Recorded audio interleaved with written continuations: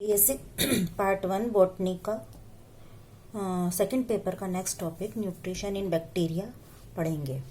Bacteria को nutrition के आधार पर on the basis of nutrition bacteria को हम दो प्रकारों में विभाजित कर सकते हैं। ऑटोट्रोफिक स्वपोषी बैक्टीरिया, हेट्रोट्रोफिक परपोषी बैक्टीरिया। ऑटोट्रोफिक या स्वपोषी जो कि सूर्य के प्रकाश के द्वारा या अन्य एनर्जी सोर्सेस के द्वारा अपना भोजन स्वयं बनाते हैं, वो स्वपोषी कहलाते हैं। वे बैक्टीरिया या जीवाणु जो अपना भोजन स्वयं नहीं बना पाते हैं, उनको हम हेट्रोट्रोफिक बैक्टीरिया कहते हैं। अब ऑटोट्रोफिक और हेट्रोट्रोफिक को हम फर्दर क्लासिफाई कर सकते हैं। इनका पुनः जो है वर्गीकरण किया जा सकता है।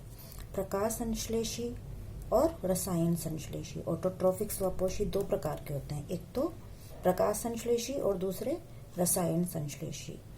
फोटोट्रोफ्स कहते हैं इनको और रसायन संश्लेषी को कीमोट्रोफ्स कहते हैं। फोटोट्रोफ्स जो होता है, इनको सूर्य के प्रकाश की लाइट की आवश्यकता होती है as a source of energy. Chemotrophs जो होते हैं, इनको केमिकल एनर्जी चाहिए होती है जो कि केमिकल्स के द्वारा मिलती है, इसलिए इनको कीमोट्रोफ्स कहा जाता है। अब इसके हम टाइप्स पढ़ेंगे फोटोट्रोफ्स के और कीमोट्रोफ्स के। फोटोट्रोफ्स जो होते हैं ये तीन प्रकार के होते हैं: green sulphur bacteria, purple sulphur bacteria, non sulphur bacteria. Sulphur bacteria तीन प्रकार के हैं: sulphur bacteria, iron and hydrogen bacteria, nitrifying bacteria. ये green sulphur, purple sulphur, non sulphur bacteria light से अपना जो है प्रकाश लेते हैं, जबकि ये जो कीमोट्रोफ्स होते हैं इनके अंदर सोर्स जो है वो अलग अलग होता है। जैसे सल्फर बैक्टीरिया एनर्जी जो है वो सल्फर सोर्स से लेते हैं। आयरन एंड हाइड्रोजन बैक्टीरिया ये आयरन और हाइड्रोजन सोर्सेस से एनर्जी लेते हैं। नाइट्रीफाइंग बैक्टीरिया ये एनर्जी जो है अमोनिया, नाइट्रेट, नाइट्राइट इत्यादि नाइट्रोजन सोर्सेस से एनर्जी ग्रहण करते हैं, इसलिए इनका नाम जो है जिस सोर्स से ये एनर्जी ग्रहण करते हैं उसके आधार पर सल्फर, आयरन, नाइट्रीफाइंग बैक्टीरिया दिया गया है। अब हम फोटोसिंथेटिक बैक्टीरिया के बारे में पढ़ते हैं, उसे थोड़ा सा और विस्तार से। फोटोसिंथेटिक बैक्टीरिया हायर प्लांट्स की तरह सोलर एनर्जी को केमिकल एनर्जी में परिवर्तित करते हैं। ठीक हो गया। और इनको कार्बन सोर्स के रूप में कार्बन डाइऑक्साइड की आवश्यकता होती है, लेकिन इनमें और हायर प्लांट्स के अंदर थोड़ा डिफरेंस है। वो डिफरेंस ये है कि इन प्लांट्स में, जिन प्लांट्स में हायर प्लांट्स की बात हम करते हैं फोटोसिंथेसिस या प्रकाश संश्लेषण में, क्या काम में आता है? Water molecules H2O। यहाँ पर H2O काम में आता है, पानी काम आता है, और हम सबको ये बात पहले से पता है। लेकिन फोटोसिंथेटिक बैक्टीरिया जो होते हैं इनके अंदर हाइड्रोजन सोर्स के रूप में H2A काम में आता है, और ऑक्सीजन को इवॉल्व भी H2O करता है हायर प्लांट्स के अंदर, जबकि बैक्टीरिया में ऐसा नहीं होता है। ऑक्सीजन का इवोल्यूशन इसमें नहीं हो रहा। इसके अंदर क्या निकल रहा है? A निकल रहा है। जो भी A होगा प्रोडक्ट निकले में वही जो है इसके अंदर सबस्ट्रेट में होगा, वही प्रोडक्ट के अंदर भी बनेगा। तो इस तरह से फोटोसिंथेटिक बैक्टीरिया जो हैं उसमें और हायर प्लांट्स के अंदर जो फोटोसिंथेसिस होता है उनमें थोड़ा सा जो डिफरेंस होता है ये हमने यहाँ पर देखा है।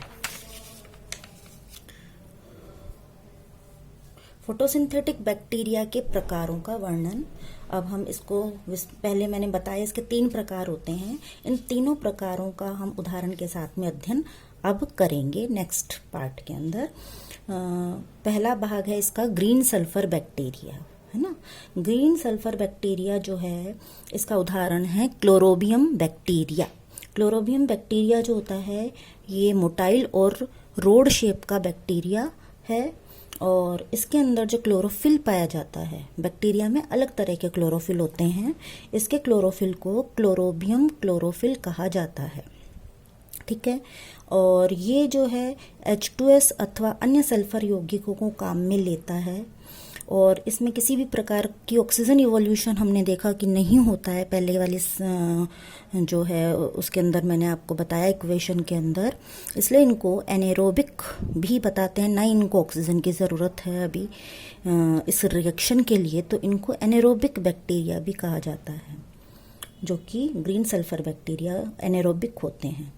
तो ये इसकी नेक्स्ट इक्वेशन लिखी हुई है, कार्बन डाइऑक्साइड प्लस H2S, दोनों लाइट और बैक्टीरियो क्लोरोफिल, क्लोरोफिल नहीं बैक्टीरियो क्लोरोफिल, बैक्टीरियल क्लोरोफिल की उपस्थिति के अंदर जो है ग्लूकोज, वाटर मॉलिक्यूल्स और सल्फर। यहाँ पे H2A जो पीछे लिखा था उसकी जगह हमने क्या लिया, H2S, तो इवोल्यूशन क्या हुआ, सल्फर।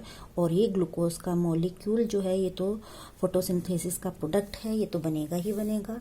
तो इस तरह से ग्रीन सल्फर बैक्टीरिया जो है ये फोटोसिंथेसिस करते हैं और ग्लूकोज जो है वो भोज्य पदार्थ इनका बनता है। नेक्स्ट है पर्पल सल्फर बैक्टीरिया। इसका उदाहरण है थायोस्पाइरिलम, थायोकैप्स इत्यादि। इन बैक्टीरिया के अंदर जो क्लोरोफिल होता है उसको bacterio chlorophyll A, bacterio chlorophyll B के नाम से जाना जाता है। और ये जो है H2S को काम में लेते हैं और सोडियम थायोसल्फेट Na2S2O3 को भी ये काम में ले सकते हैं H2O की जगह, या H2O भी कभी कभी काम में ले लेते हैं कुछ पर्पल बैक्टीरिया। इनको एनेरोबिक बैक्टीरिया कहते हैं क्योंकि यहाँ भी कोई ऑक्सीजन इवोल्यूशन नहीं हो रहा है।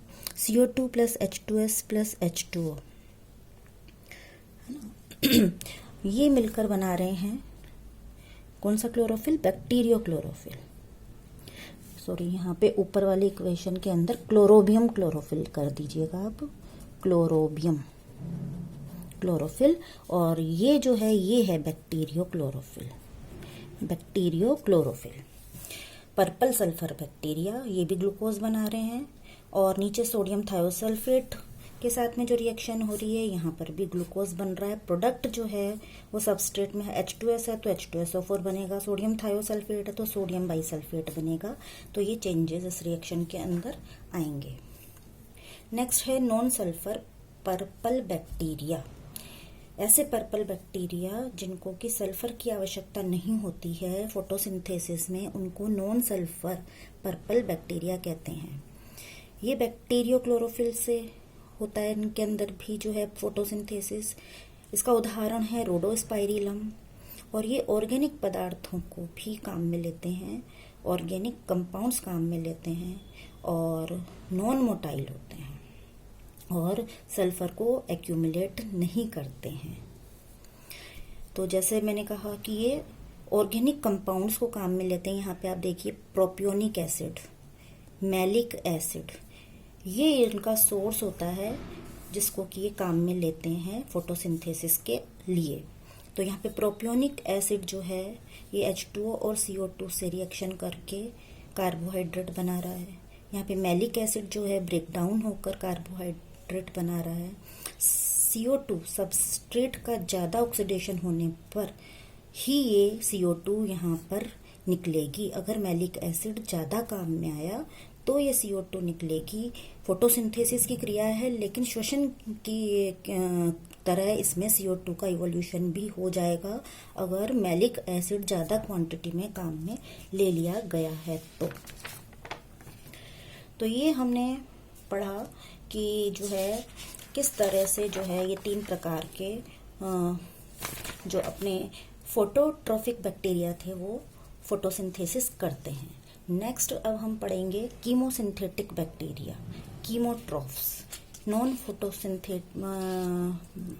Photosynthetic but autotrophic. ऐसा इसलिए कहा जाता है क्योंकि इनके अंदर ये अपना भोजन स्वयं बनाते हैं लेकिन इन्हें सूर्य के प्रकाश की आवश्यकता नहीं होती है। एग्जाम्पल इसके अंदर भी 3 प्रकार मैंने बताए थे, और सॉरी 4 प्रकार थे इसके अंदर, हाइड्रोजन और आयरन एक साथ बता दिया था मैंने आपको। सल्फर बैक्टीरिया एग्जाम्पल है इसका बेगिया टोआ, जो कि हाइड्रोजन सल्फाइड को काम में लेता है एज ए सोर्स, और ऑक्सीजन की उपस्थिति के अंदर जब ये रिएक्शन होती है तो सल्फर H2O प्लस काफ़ी मात्रा में एनर्जी रिलीज होती है, जो कि ये बैक्टीरिया काम में लेते हैं। और थायोबैसिलस जो है ये भी इसका एग्जाम्पल है, जो कि फ्री सल्फर और E मीन्स एनर्जी उत्पन्न करता है। S जो कि फ्री सल्फर को काम में लेता है, यूजेस फ्री सल्फर।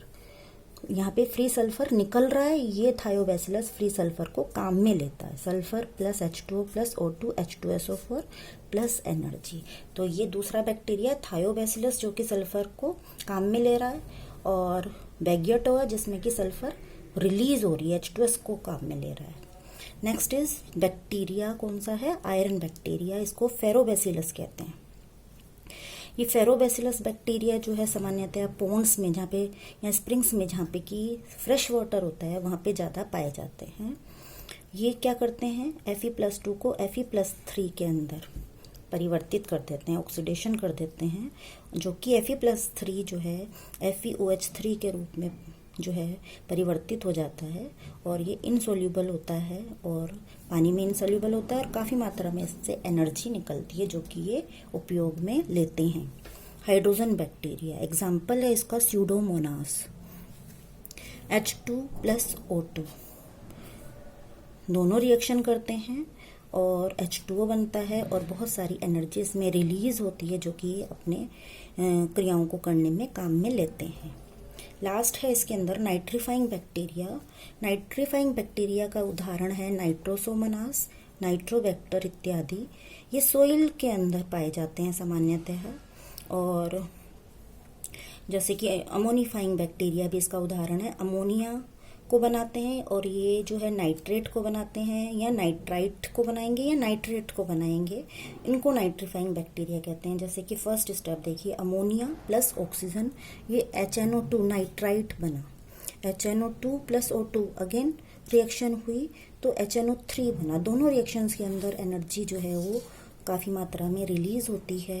तो ये नाइट्रीफाइंग बैक्टीरिया जो कि कीमो सिंथेटिक बैक्टीरिया हैं, जिनको कि एनर्जी स्वयं जनरेट करते हैं अपने लिए बिना लाइट के, इसलिए इनको कीमोसिंथेटिक बैक्टीरिया, कीमो ऑटोट्रॉफ्स कहा जाता है। ये तो हो गए फोटोट्रॉफिक या ऑटोट्रॉफिक बैक्टीरिया के 2 प्रकार, फोटोट्रॉफ्स और कीमोट्रॉफ्स। शुरुआत के अंदर हमने जो है 2 कैटेगरीज पढ़ी थी, एक तो ऑटोट्रॉफिक बैक्टीरिया और दूसरी हेट्रोट्रॉफिक बैक्टीरिया। ऑटोट्रॉफिक के बारे में हम पूरा डिटेल में पढ़ चुके हैं। अब हम हेट्रोट्रॉफिक बैक्टीरिया की बात करेंगे। हेट्रोट्रॉफिक बैक्टीरिया जो होते हैं ये अपना भोजन स्वयं नहीं बना सकते हैं। हेट्रो मतलब किसी अन्य चीज के ऊपर जो है, मृत पदार्थ भी हो सकता है, जीवित भी हो सकता है, किसी अन्य सोर्स से इनको एनर्जी की आवश्यकता होती है, तो उसको हम हेट्रोट्रॉफिक कहते हैं। ये 3 कैटेगरी में पाए जाते हैं। पहला पैरासाइट, दूसरा मृतजीवी या सैप्रोफाइट, और तीसरा जो है सहजीवी। ये कौन सा है लास्ट वाला? सहजीवी। तो पहला जो है पैरासाइट। पैरासाइट जो परजीवी होते हैं ये लिविंग थिंग्स के ऊपर पाए जाते हैं, जिसको कि होस्ट कहते हैं, जैसे कि एनिमल्स और प्लांट्स, और इनके ऊपर बीमारी फैलाते हैं, इनकी कोशिकाओं के ऊपर, इनके ऊतकों के ऊपर, और इनसे ही एनर्जी ये जो है प्राप्त करते हैं, और इनके बिना ये जीवित नहीं रह सकते हैं। फॉर एग्जाम्पल प्लांट्स के अंदर सिट्रस कैंकर बीमारी होती है, जिसके अंदर जेंथोमोनास बैक्टीरिया पाया जाता है। इसी तरह से न्यूमोनिया, टाइफाइड इत्यादि जो है ये बैक्टीरिया के द्वारा ह्यूमन बींग्स में, एनिमल्स के अंदर होती है, जिसमें कि बैक्टीरिया इनके ह्यूमंस में या कैटल्स के शरीर के अंदर रहता है और उनसे खाना प्राप्त करता है, बदले में उनको कोई फ़ायदा नहीं देता है, उनको बीमार कर देता है, वीक कर देता है, कमज़ोर कर देता है, और उनकी कोशिकाओं को नुकसान पहुंचाता है। और ये हो गए परजीवी, मृतजीवी। मृतजीवी जो होते हैं ये अपना भोजन मृत पदार्थों से, डेड थिंग्स से प्राप्त करते हैं।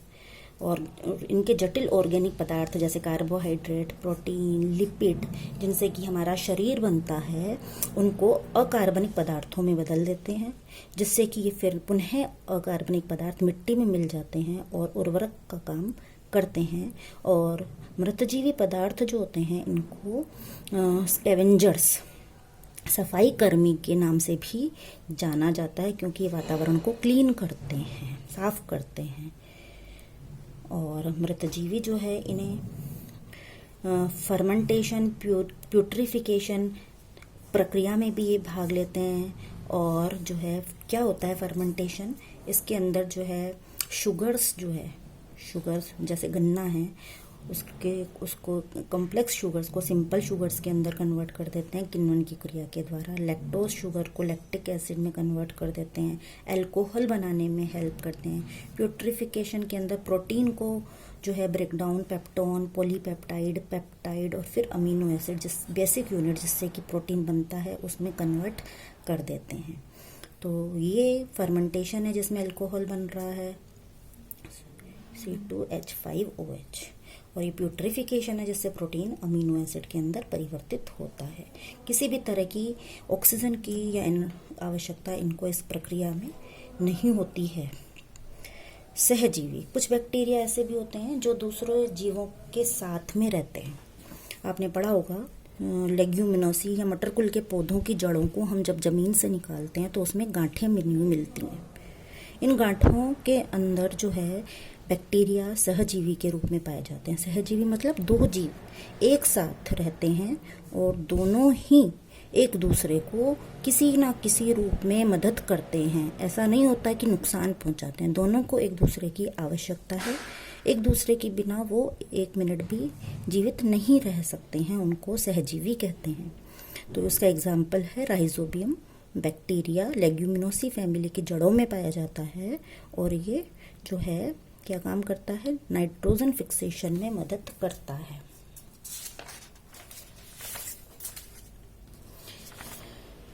Thank you. ये न्यूट्रिशन बैक्टीरिया का टॉपिक कंप्लीट हुआ। अब हम इसका रिप्रोडक्शन नेक्स्ट क्लास में पढ़ेंगे। Thank you.